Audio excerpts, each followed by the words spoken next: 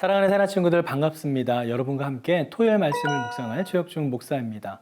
오늘 하루 지금도 하나님의 구원의 완성을 위해 우리를 인도하시고 견인하시는 하나님의 놀라운 사랑에 감사하며 매 순간 하나님과 동행하는 모든 새나 친구들이 되길 진심으로 축복합니다.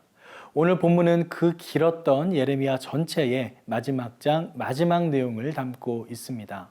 예레미야는 민족의 매국노 취급을 받고 역적으로 모함을 받으며 자신의 동족들에게 온갖 욕을 들어가면서도 끝까지 하나님의 말씀을 선포하였습니다.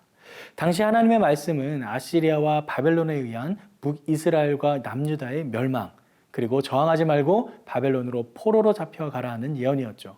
하지만 이 말을 듣던 이스라엘 사람들과 지도자들은 그 말씀에 순종하지 않고 오히려 예레미야를 죽이려 합니다. 그때마다 예레미야가 경험했던 그 깊은 고뇌는 얼마나 대단했을까요? 그 깊은 고뇌를 담은 20장에 기록된 이 말씀은 늘 저의 마음에 깊은 감동과 도전을 주고 있습니다. 내가 다시는 여호와를 선포하지 아니하며 그의 이름으로 말하지 아니하리라 하면 나의 마음이 불붙는 것 같아서 골수에 사무치니 답답하여 견딜 수 없나이다. 그도 포기하고 싶었습니다. 그도 그만하고 싶었습니다. 그냥 편하게 이 땅에 살고 싶었습니다. 하지만 그러면 그럴수록 더욱이 골수에 사무치는 답답함이 그를 견딜 수 없게 만들었습니다. 하나님의 말씀을 있는 그대로 선포할 수밖에 없었죠. 그것이 하나님의 길이요, 하나님의 사랑이었기 때문입니다. 그런데 오늘 본문에 예레미야가 그럴 수밖에 없었던 더 큰 사랑의 이야기가 기록되어 있습니다. 함께 말씀을 살펴봅시다. 오늘의 주제는 봄을 기다리며입니다. 오늘의 말씀은 예레미야 52장 24절에서 34절입니다. 경호대장이 대제사장 스라야와 부제사장 스바냐와 3명의 문지기들을 붙잡았습니다. 또 군사들을 담당했던 장관 한 사람과 성읍 가운데서 찾은 7명의 왕의 고문들과 그 땅 백성을 징집하던 군대의 최고 서기관과 성읍 가운데서 발견된 그 땅의 백성 60명을 성읍에서 붙잡았습니다. 경호대장 느부사라단이 그들을 잡아 림나에 있는 바벨론 왕에게 끌고 갔습니다. 그 후에 바벨론 왕이 하마 땅 림나에서 그들을 쳐 죽였습니다. 이렇게 유다가 자기 땅에서 떠나 포로로 잡혀가게 됐습니다.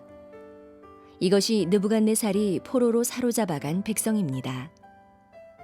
느부갓네살 7년에 유다 사람 3023명, 느부갓네살 18년에 예루살렘에서 사로잡아 옮긴 사람 832명, 느부갓네살 23년에 경호대장 느부사라단이 포로로 끌고 간 유다 사람 745명, 모두 합해 4,600명이었습니다.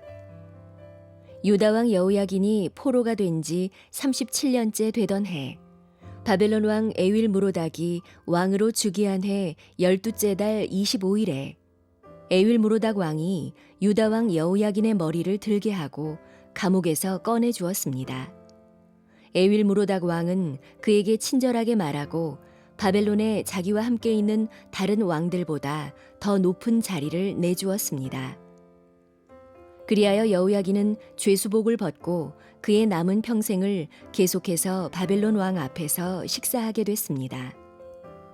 그의 쓰는 몫은 바벨론 왕이 날마다 그에게 필요한 몫을 죽는 날까지 그의 남은 평생 동안 공급해 주었습니다.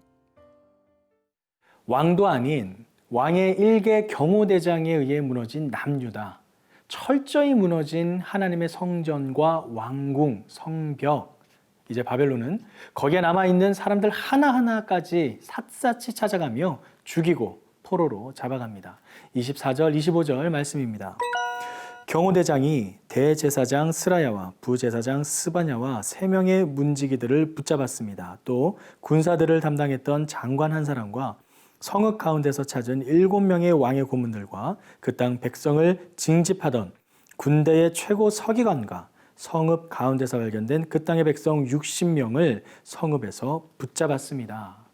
하나하나 다 색출합니다. 정확한 인원을 또 기록합니다.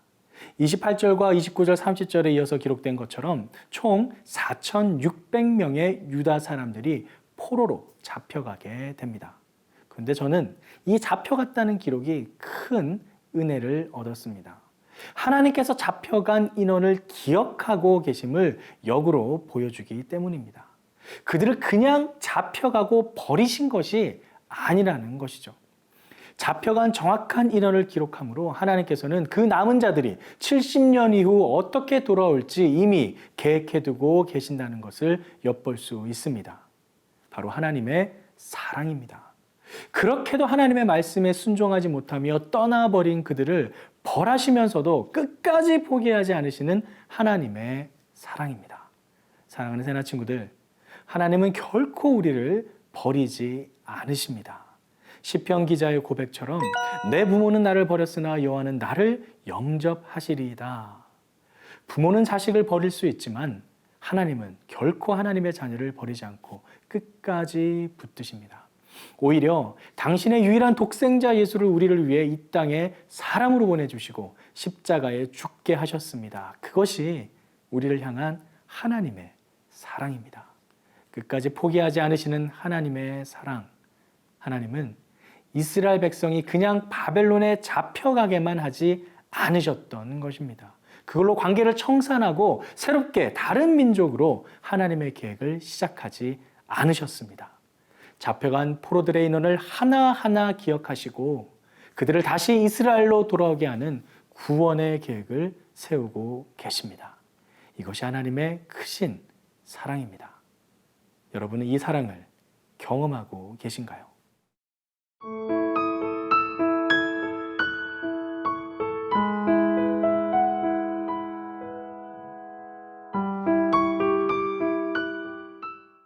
오늘 본문의 31절에서 34절까지의 내용은 사실 기록되지 않아도 예레미야의 전체적인 그 맥락에 큰 영향을 주지 않는 내용입니다.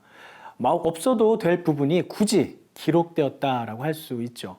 바로 여호야긴 그 왕을 감옥에서 풀어주고 평생 그가 죽을 때까지 바벨론 왕이 잘 챙겨줬다는 기록인데요. 33절에서 34절 말씀입니다. 그리하여 여호야긴은 죄수복을 벗고 그의 남은 평생을 계속해서 바벨론 왕 앞에서 식사하게 됐습니다. 그의 쓰는 몫은 바벨론 왕이 날마다 그에게 필요한 몫을 죽는 날까지 그의 남은 평생 동안 공급해 주었습니다. 그의 남은 평생 동안 공급해 주었다라고 합니다. 앞에서 우리가 살펴본 하나님의 사랑에 대한 그 상징적인 의미를 담은 기록입니다. 즉, 하나님께서 70년 포로 생활 이후 풀려나게 될 이스라엘 민족의 회복에 대한 말씀입니다. 고통의 겨울이 지나고 새로운 봄이 온다는 것이죠. 하나님의 사랑은 끝나지 않습니다. 우리가 온전히 회복될 때까지 우리를 이끌고 이끄십니다. 우리가 넘어지면 다시 일으키시고 걸어갈 힘을 주십니다.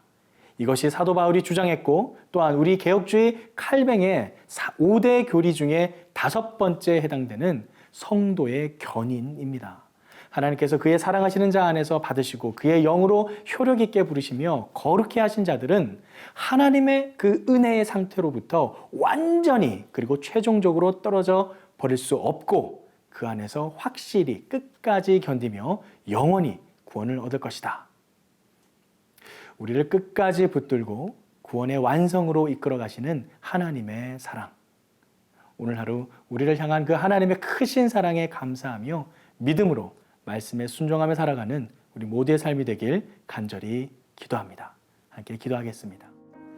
사랑의 아버지 하나님, 오늘 말씀을 통해 다시 한번 하나님의 그 크신 사랑을 깨닫게 하심에 감사드립니다.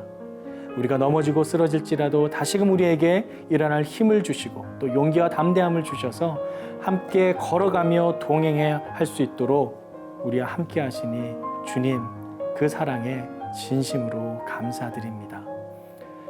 나의 모습과 관계없이 더욱더 주님만을 의지하며 날마다 오직 주님의 말씀에 순종하며 살아가는 우리 모든 삶 될 수 있도록 함께하여 주시옵소서. 그리하여 우리를 향하신 하나님의 계획이 온전히 나타나 하나님께서 이루실 그 회복의 역사, 그 언약의 역사 속에 하나님을 찬양하며 살아가는 우리 모든 삶 될 수 있도록 주님 인도하여 주시옵소서.